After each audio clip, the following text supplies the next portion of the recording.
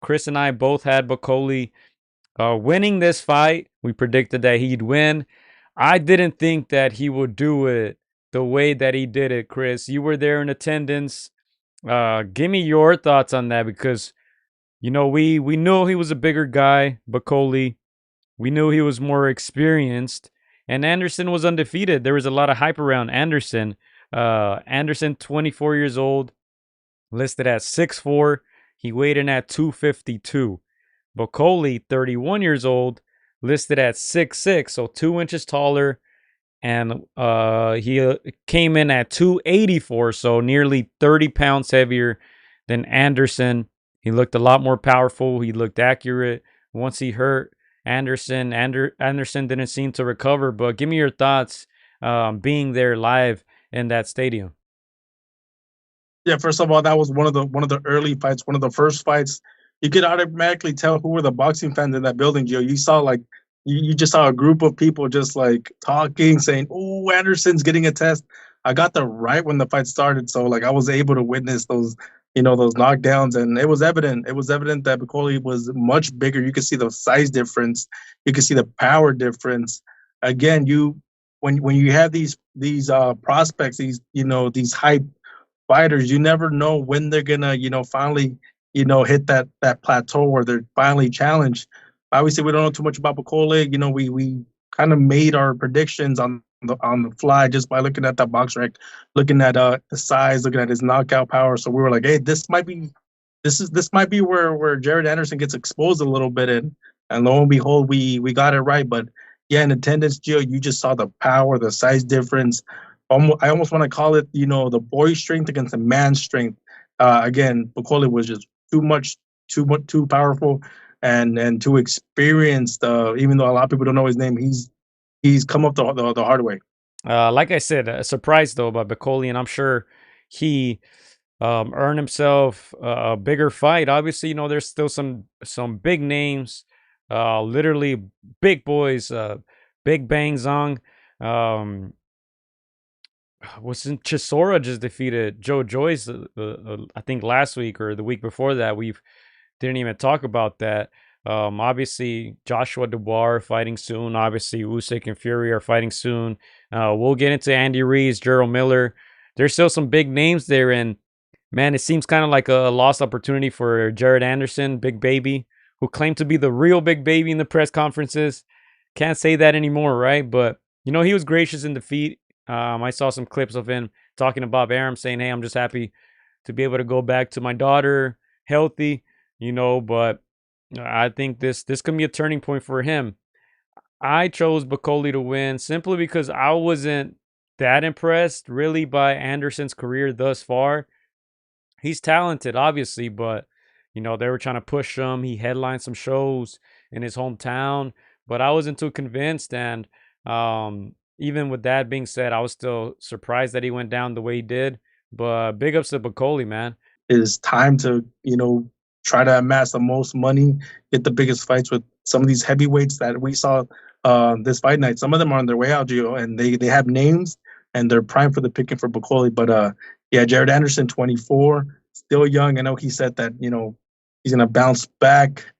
I don't think he took, you know, a huge beating, but he did take some damage. So I say he needs to take a couple months off and really be careful with his next opponent. I think he saw that there are levels when it comes to power.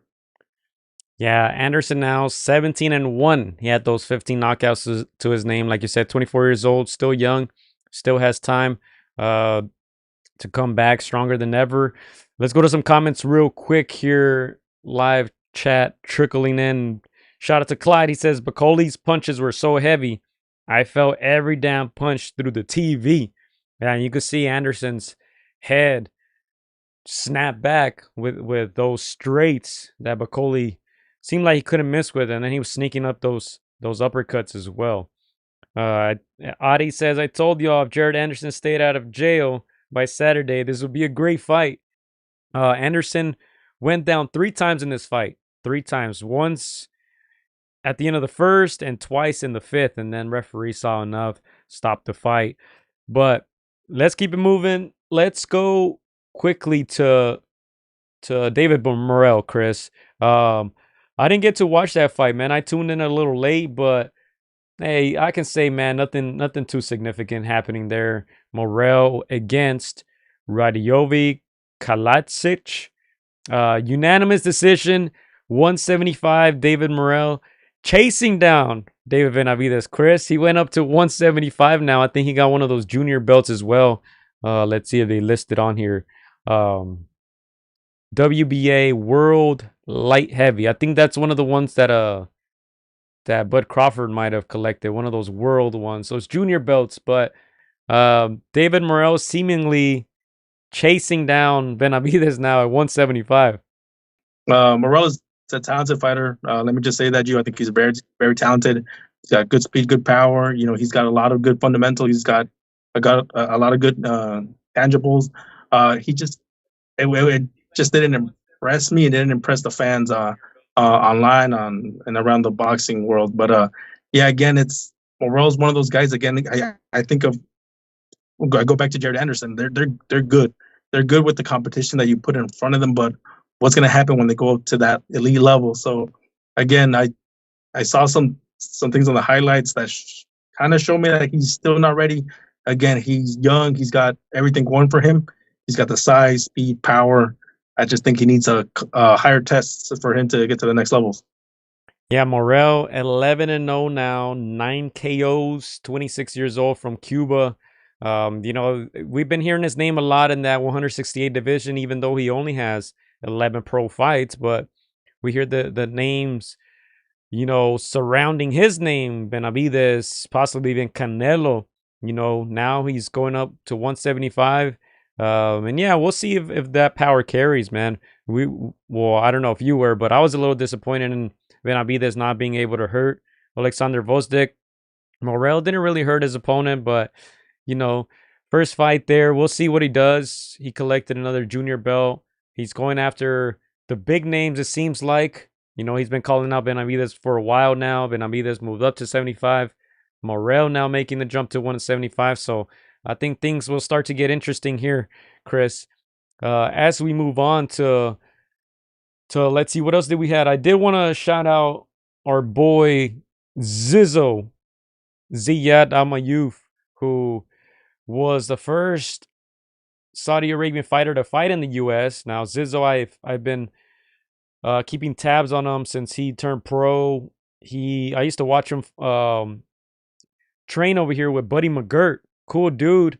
And now he's repping hard for Saudi Arabia. He has the backing of Big Turkey Al Sheikh. He got a majority draw in this card. Steve Nelson wins by KO in the 5th. Andy Cruz won by KO in the 7th.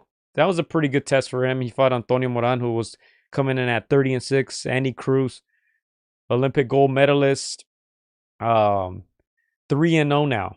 Andy Cruz. There's a lot of hype around him too. Cuban fighter. Those were the undercards, and then of course we mentioned Jared Anderson losing to Martin Bakole in the 5th round, and David Morrell defeating Kalatsic. Now let's go ahead and move on to this one right here. Andy Ruiz Jr., Gerald Miller. I'm going to just go ahead and read the scorecards. 116-112 for Miller. And then overturned by the other two cards, 114-114. Chris, give me your thoughts on this. This was a heavyweight bout. Andy Ruiz Jr., big baby, Gerald Miller, who continues to get opportunities, man. 305 pounds for big baby Miller, listed at 6'4". He's 36 years old already. Man, hey, I can hate all I want, but good for him. 36 and still getting these paydays. Andy Ruiz, on the other hand, 34 years old, listed at 6'2", 274. Give me your thoughts on this fight, Chris. A majority draw.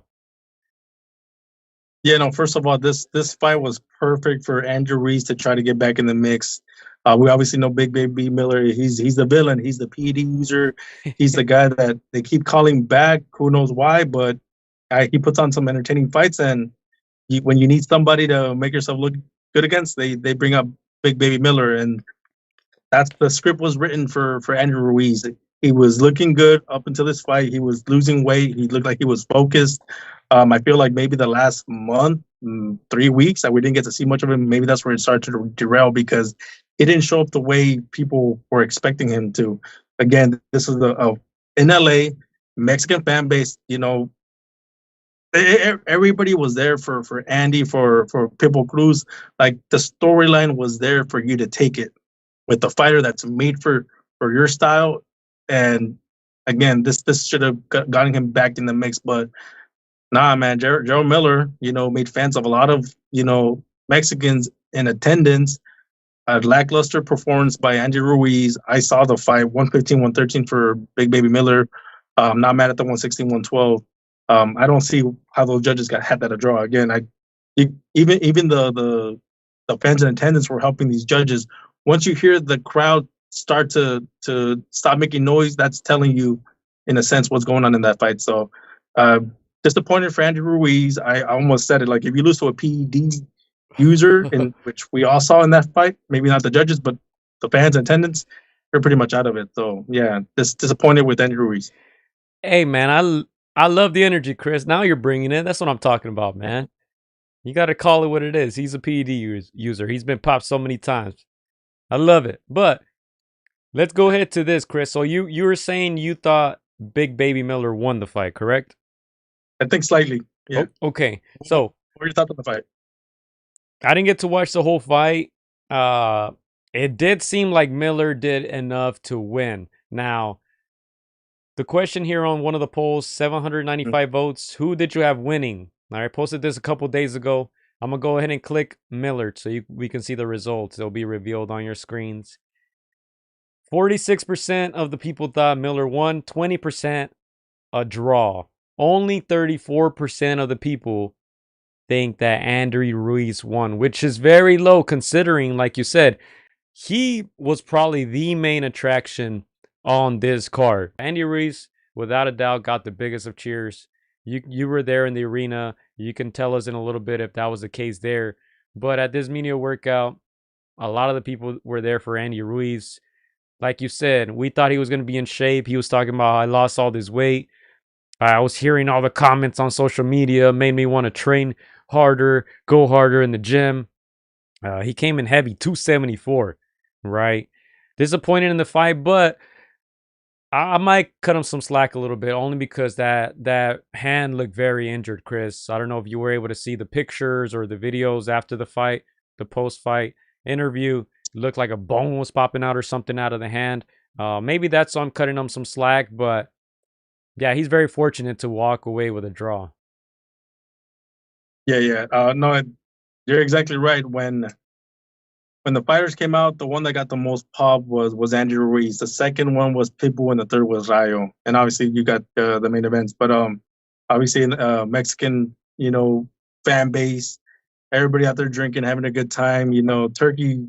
Props to him for putting a great production on, from everything from the anthems to the entrances to the fireworks. It was well done, man. I think I think of the Broner versus Cosmo, and I'm just like, whoa, miles apart. But yeah, everybody was there for Andy, and again, let's forget the hand for a little bit. People just reacted to the fight that they saw in front of them. Of course, they didn't know about the hand until after the fight. So obviously, the very loud of the first 2-3 rounds. People behind Andy want to see Andy get a knockout. Get back into championship contention. That didn't happen. We mostly saw Andy backtrack most of that fight. That's why people started, you hear the boos and the jeers and just, not the same energy that they first started with during that fight. So yeah, most people saw Big Baby Miller winning that fight. They actually gave him some props after the fight. But yeah, again, I think once you see the post-fight conference or the interview, you see Andy kind of, he puts the excuse of the hand.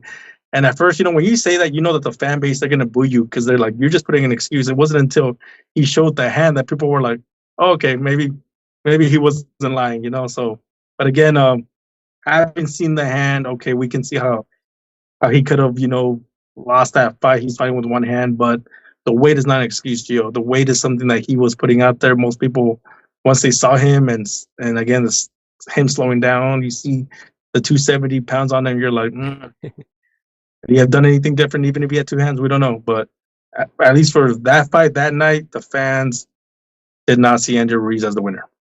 Yeah, and that's this result of the poll to me a bit shocking because of that. He's a fan favorite, and only 34% of the people.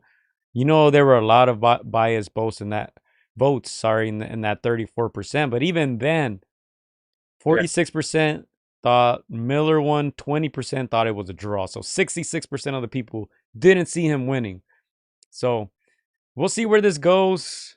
Andy Ruiz, 34 years old. It seems like he got a serious hand injury there.